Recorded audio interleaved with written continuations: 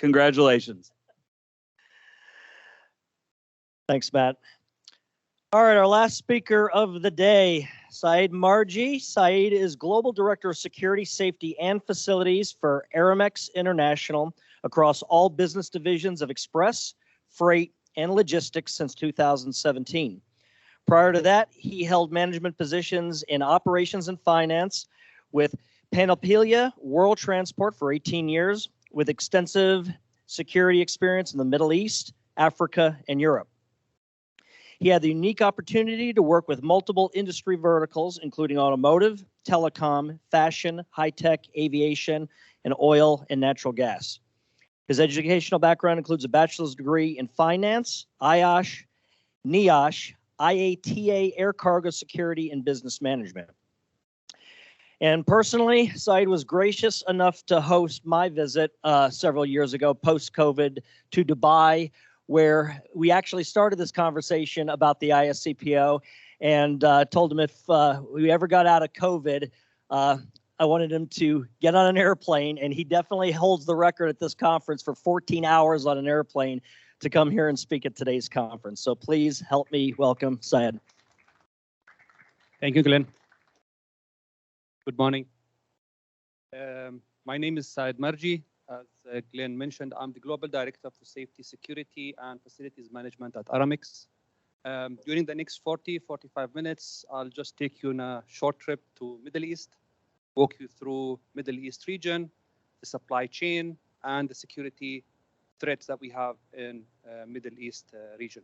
Before I go on, just a little bit about Aramex. Aramex is a Middle Eastern company, was established in 1983 by two gents, one from Jordan, the other gentleman was from the United States. So the first two offices were opened in Amman and New York. Now the company is public listed in Dubai stock market with over 16,000 employees.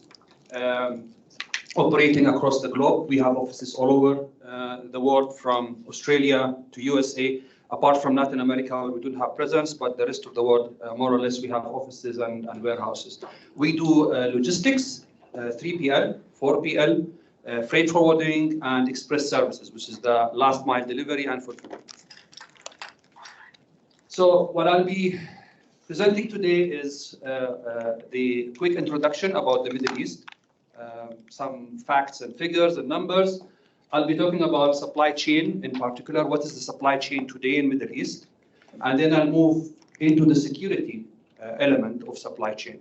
And then finally, I'll just give you a quick brief about what's going on, what's coming up in the future, what are the projects, what are the developments that are coming there. So it's like going gradually from a quick introduction into supply chain, and then later into the security, and then what's coming up in the future. I'll start with a quick introduction about Middle East. Now, Middle East, for those of you, it's like the region which is south west of Asia, northeast of Africa. There are countries that are included in the region or classified under the region of Middle East, including the countries of Bahrain, Egypt, Saudi Arabia, Iran, Iraq, Israel, Jordan, Oman, UAE, and you can see the map there. We are known for, as a region, we are known that we have a rich history. Many civilizations have started up in the Middle East. And with this civilization, one of the key elements of this civilization was trade. So this region was known to be a trade center between the East and the West, Europe, Africa, and Asia. Many civilizations have built up these trade routes through the region. It's also known for diversity in culture. We are talking about multiple countries with different languages, different histories. It's very diverse as a region. Also, it's known for the production of oil. It's one of the key regions that produce oil and gas globally, and it's known for us. With these positive things that we know about the Middle East, there is one thing that is also known for the Middle East. The Middle East is critical and have a lot of conflicts and political tensions. I mean, it's known for all that, you know, Middle East always had these conflicts. The last 10, 20 years, the conflicts, the political tension that happened in many countries in the Middle East impacted the supply chain globally. But this is one of the things that we know about the Middle East. If you see the map here, I want to just discuss or just highlight a very important topic for the supply chain in particular. If you can see here, at this spot here, you can see this is the Hormuz transit. That's where the production of oil, and statistically we are talking about 1/5 of the oil production is passing through here. It's passing through this narrow marine corridor. Then if you move down to the south, that's Aden. That's where we have the almost 21,000 vessels moving in every year. That's roughly around 58 ships a day. And you can see down to the Aden itself, you have the Somalia, you have Yemen. This is a very critical path for the marine and maritime. Also, we have the Suez Canal. So this is also another key passage for the maritime. We are talking here about 12% of the global trade, 30% of the global container volume every year pass through the Suez Canal. So you can see three critical points for the international maritime and supply chain that is passing through the region. That's why it's also important and critical. Now, just a quick dive into some general statistics. We are talking about the Middle East population. These are the countries that are part of the Middle East region. We talk about Egypt being the biggest country in population in the region, which is roughly around 112 million, followed by Iran and Turkey. And this is the World Population Review, Middle East Population 2023. That's the source down there. We are talking about 483 million living in the Middle East region. That's the total of the region. And if you look at the top three, the top three countries are like 60% of the region. 60% of the population is in Egypt, Iran, and Turkey. And there's a reason why I'm just highlighting this, because the following slides will explain a little bit about these countries. If we go further, we are talking about the top six. That's 84% of the total population of the Middle East. That's where the majority of the Middle East population is focused. Egypt, Iran, Turkey, Iraq, Saudi Arabia, and Yemen. These are the top six countries in population. Now, if we move to GDP, gross domestic product, we can see a different list here, where the Saudi Arabia leads the region with the highest GDP, followed by Turkey, the second, Israel, United Arab Emirates, and Egypt. The source is the World Bank Middle East GDP 2021. So these are statistics from the World Bank. So we have a different kind of order when it comes to the GDP. If we mix both together and we look into GDP per capita, so if we put the population and we put the GDP together, we will have a total different order. And that kind of give us some indicators what's the story here. So you can see the top six countries that I mentioned as the highest in population. You can see where they are on the GDP per capita. So you can see Egypt, you can see Iran, and Turkey. These are the top three. The GDP per capita is not the highest in them. That tells us that these countries have huge population, yet the GDP for this country is not that high. So these countries more or less have some economical kind of issues, threats. Down the line, it might impact the supply chain security within these regions. So it's indirectly related to what these countries provide. If we go down to the top six, you can see Iraq, you can see Saudi Arabia a little bit on the good side, and then we have Yemen.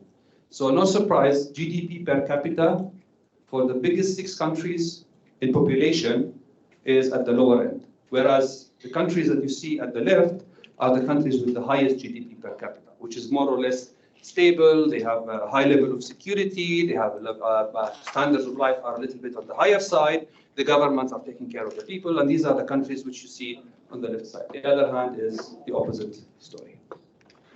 So that's it about Middle East. Quick introduction. I'll just move into the supply chain within the Middle East. So the Middle East supply chain is It's, as I mentioned earlier, it's a region which is strategically located between Europe, Asia, and Africa. As we speak, this region is acting as a transit location for cargo movement from the east to the west, from Europe to Africa to Asia. Now, there are three main components of the Middle East supply chain. We are talking about the transportation and all the components that relate to the transportation. We are talking about the logistics and warehousing, and then we are talking about the distribution. Now, this is an area that I will talk about in details shortly. I'll walk you through the three components of the supply chain, but also there is a lot of network of ports, highways, connection, and railways that connects the region itself and connects the region to the rest of the world. Supporting this infrastructure and these components, we have almost all the global freight forwarder, transportation companies. They are operating in the Middle East. They have presence, they have their own offices, warehouses, employees, they have their own operations, they have their own customers operating from the Middle East. So there's a wide range of service providers, freight forwarders, custom brokers, and third-party, as I said, logistics providers. The components of the supply chain in the Middle East. Transportation. Now, this is one of the critical components. When we talk transportation, we are not only talking about the movement of the cargo. We are talking about the ports, airports, highways, roads, railways. All of these components collectively give us an idea about the transportation. And Middle East have a well-developed, sort of saying, network of transportation in the key countries. So you're talking about United Arab Emirates, you're talking about Saudi Arabia, you're talking about Turkey. These countries have a very well-developed transportation system, ports and roads and so on. The second part is the logistics and warehousing. Logistics and warehousing are also critical components for us in the Middle East. They form what they call the special economic zones, free trade zones. And if I look into the free trade zones, and if we look at the statistics from the Middle East, you can see here from PwC report, the number of free zones in the region. Down the line, I'm not sure if you can read it, but in UAE, they have 47 special economic and free trade zones, 47, out of which 36 are almost in Dubai. So these are free trade zones that allow movement of cargo in and out without any duties. And they have been developed in location near the ports, near the airports, where it's easy to move in and out. You can move your cargo in, store it, and act as a distribution center for the whole region. Saudi Arabia have 10, and they are expanding. We know Qatar, they have 2, and we know about some new airport free zones that are coming up there. Oman is also following the same steps, but it's moving into the direction where you have a privilege for the business to be present in the Middle East, allow you to bring your goods in, store it as much as you want, and then move it out without paying any duties. So it helps a lot with the proper infrastructure, with the proper facilitation from service providers, airlines, shipping lines to move these goods in, keep it, and then move it as you want. And most of the traffic is moving there, can be redirected again to Africa, to the Middle East itself, and so on. The last element of the supply chain is the distribution, which is the final stage, or what we call last mile. So this is where we have different models that are operating today in Middle East, including the traditional brick and mortar stores. So we have all these global providers. They have their own outlets, their own locations, their own areas of operation. They also do the mobile applications and e-commerce. And I'll talk about e-commerce in a bit, because this is one of the big things that's happening in the Middle East today, with e-commerce specifically. What we have is key challenges and opportunities. And I'll talk about these from a high level point of view. The key challenges, we talked about political instability. Political instability is something which is common in the Middle East. What's the impact on the supply chain? There's direct impact and there is an indirect impact. Direct impact is that if you're operating in a country which is politically unstable, you have a huge risk of, losing your business, having an opportunity that you might lose. And there is an indirect risk because these political instabilities can impact the global supply chain, especially if you are part of a global supply chain process. Security threats, sorry. These are the threats that I'll be talking about in a bit, and that's the area where I will expand more and talk more about the security threats that we have in the Middle East. Regulations. This is something that we talked about. Jason talked about it earlier when he talked about the HS codes and the different regulations in each country. We have different regulations within the Middle East itself. So when you talk about the allowance, what is allowed to be entered into UAE or imported into UAE is not the same what is allowed in Saudi Arabia. It's different from what is allowed in Turkey. So we have a different regulation. There are like multiple regulations you have to consider. If you are exporting or importing from the Middle East, you have to understand each and every country regulations and their complications.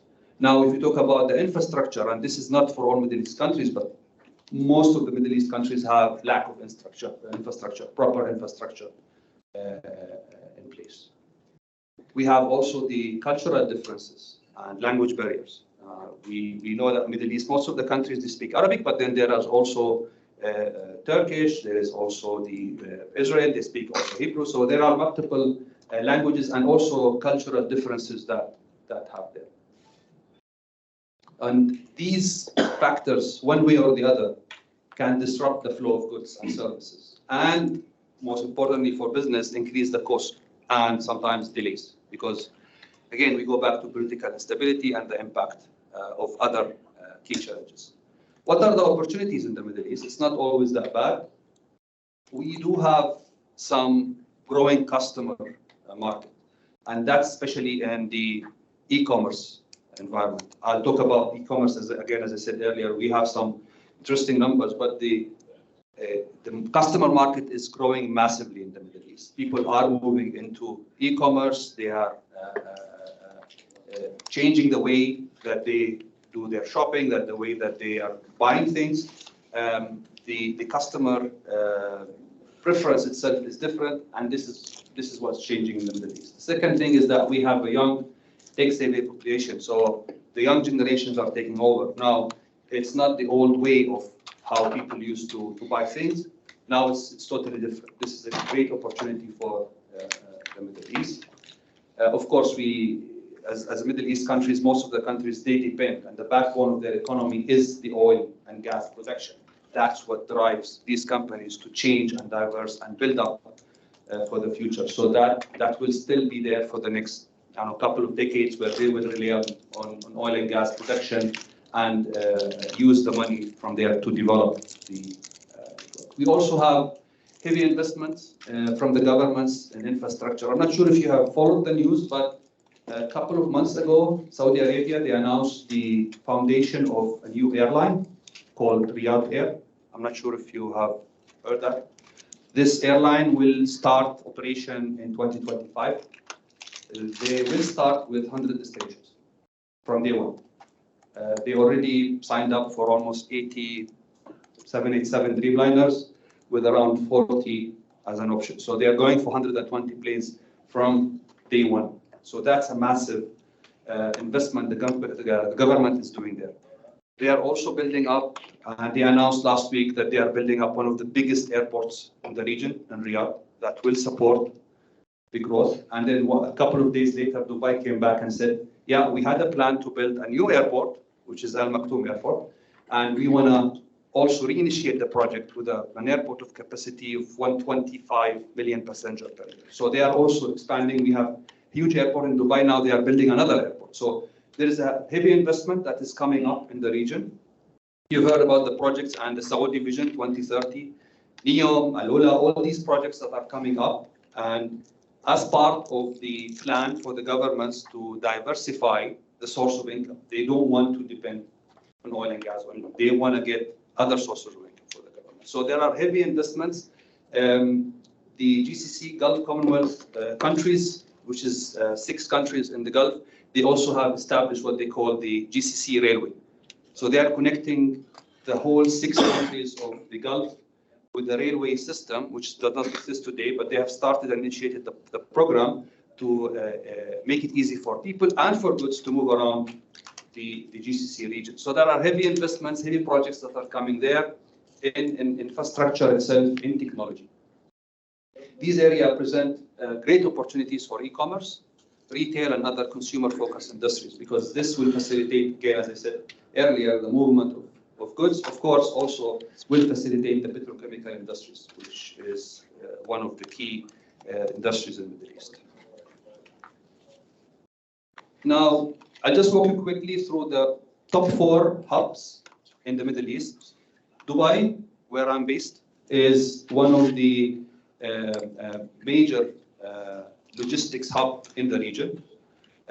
Jebel Ali Port, for those of you who don't know, it's just next to Jebel Ali Free Trade Zone, which is one of the biggest free trade zones in the world. So Jebel Ali Port serves as a gateway for the region and for Africa. Last year, they handled 14 million TEUs, which is one of the biggest in the region. As I said earlier, Jebel Ali Free Zone is one of the free zones which is classified as the biggest globally. Many multinational companies, they have their operations there. They bring in goods, they store it, they move it out, no duties paid. Easiest of business. You can do advanced custom clearance. You can do online clearance. It's not complicated. It's simple. It's easy. One of the easiest that you can see in the whole region when it comes to formalities and establishing a company. I heard that some of my contacts, they were telling me that you can start up a business in Dubai in literally 2 hours. You can start up your company. You just have to bring in your documents, submit it, and you get your company established in 2 hours. So it's very super easy. It's not that difficult to build up a business there, and that's supported by the regulations and what the government have invested in. The second key location in the Middle East is Doha, where the World Cup 2022 have happened. Doha is also investing heavily. They are a rich country. They have reinvested the money from the oil and gas into infrastructure. So Hamad International Airport, which is one of the major transit hubs, that's the home of Qatar Airways. They've expanded, they built it up. They are still planning to expand, as I said earlier, on free zones and investments for private companies to be established there. Riyadh, this is another key location in the region. I talked about the 2030 vision. Saudi Arabia, which was announced 2 years ago, they want to diversify the economy. They said, we don't want to depend on oil and gas only. We want to bring other sources of income. So they are building up the 2030 vision. And part of that, they have all these projects that are coming up. As I said, Riyadh Air, Riyadh New Airport, and other key projects that are taking place.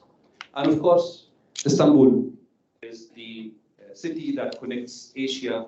And Istanbul is a city which is, they have the Asian side and the European side of the city. So it's a city which have presence in both continents.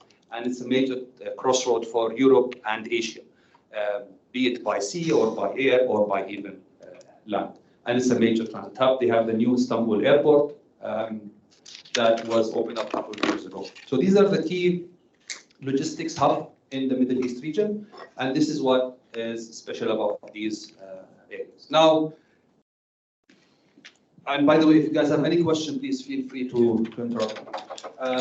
I'll move into the Middle East supply chain security, and I'll walk you through the key supply chain security threats that we have in the Middle East. So the Middle East is a key part of the global supply chain, as I described earlier. Most of the cargo is either in transit or moving via the Middle East. It serves as a gateway for Africa. The region itself, there is a lot of cargo moving from Asia to Europe via the Middle East. Maybe from the United States, you don't have the much dependency on the Middle East region as a transit hub for supply chain, but for Europe, it's one of the critical regions. Now,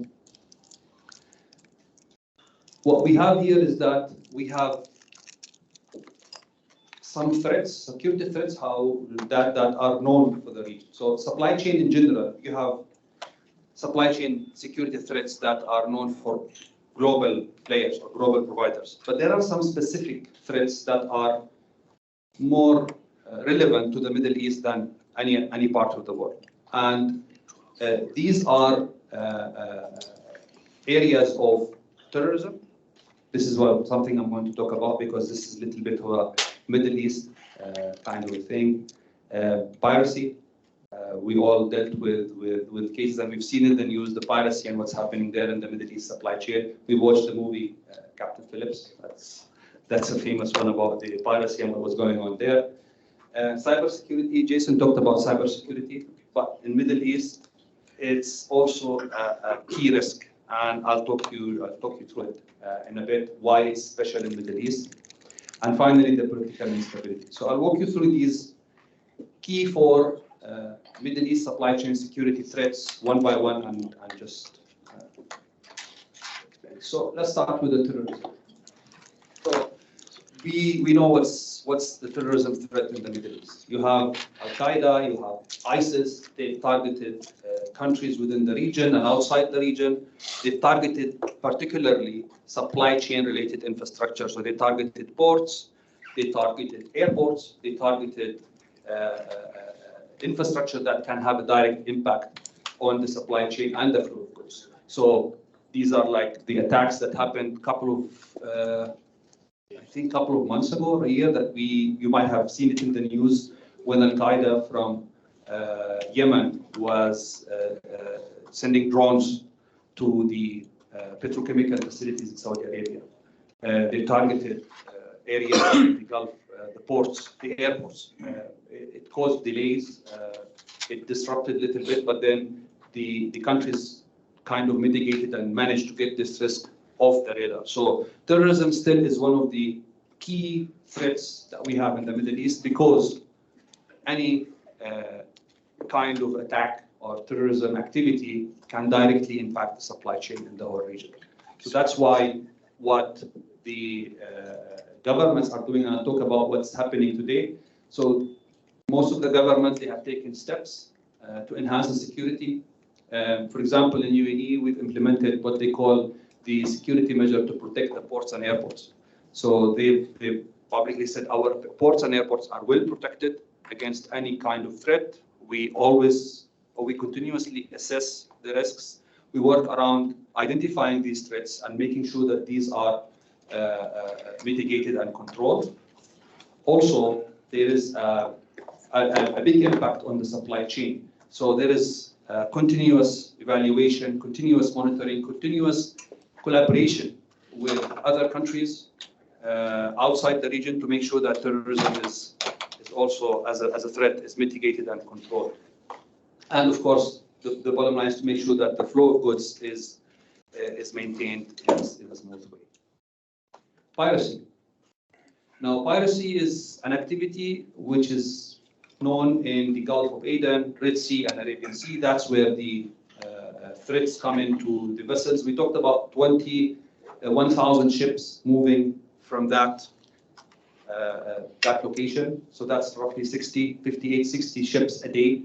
And with what was happening a couple of years ago with the piracy in that region, there is a big impact on the supply chain. We started seeing shipping line adding surcharge and something which is called piracy surcharge.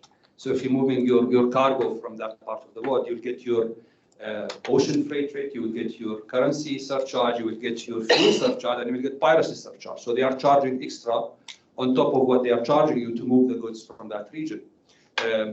If there is a kind of an attack and the cargo is detained by these pirates, then of course you have delays, you have disruption, not to mention the overall impact on the global trade. So this is also talking about the safety of the crew and the employees. So piracy is something which is very serious in the region. It did not disappear. Still, there is some threats that are coming there, even though shipping lines, governments have taken lots of steps to make sure that this risk is mitigated. The risk still exists. Now, what the governments have done in the region, now we know that these vessels now they move with security escort, they move with guards on board. They have developed plans to mitigate this risk and to respond to these risks if they occur, if they happen. There is a great support from the international community. We all know that most of the international community supports the efforts against piracy in that part of the world, and that really have played a big role in improving that. Cybersecurity. Cybersecurity in the Middle East is not different from any part of the world. It's the same as any location. The only difference is that in the Middle East, the infrastructure itself is not developed when it comes to cybersecurity. And one of the key things that I always talk about when we talk about cybersecurity is the weakest link in the cybersecurity, which is the individuals, the people behind the laptop, behind the mobile. These are the weakest link of the cybersecurity, in my opinion. And in the Middle East, there are many small, medium-sized companies, and even a larger organization. There is a kind of, let's say, training, awareness, issues with the individual. It's still not that level where this risk is mitigated. That's one of the key things that we have as cybersecurity. In addition to what Jason have mentioned, is that most of the companies think this will not happen to me. I'm a medium-sized, small-sized company. This can never happen to me. But guess what? It can happen, and it happened in the past. So cybersecurity in the Middle East is very special because of these factors. I talked about small and medium-sized enterprises that does not invest, do not want to invest in cybersecurity. Awareness among the individuals, the employees, the cybersecurity strategy that they have, it's not really that developed. So what is the business doing to address these? Now, they are doing a couple of proactive approaches to ensure that. First of all, they are investing in latest cybersecurity technology. Now, we talked about what companies and the use of third parties, your customers, and the data transmission between you and the other businesses. Now, these companies, now it's mandatory to have cybersecurity due diligence done on your vendors and your customers to make sure that the threats are mitigated. Also, we are talking about cybersecurity training for employees. This is one of the key points that companies and business in the Middle East is taking. And we've seen a lot of these training. It's an annual refresher training that has to be given to all individuals, making sure that they are aware of what's going on there in the cybersecurity world. So this is one of the key points for me, and we make sure that all the employees are trained accordingly. Collaboration between business and government. This is one of the things that was not happening in the past. If you are an individual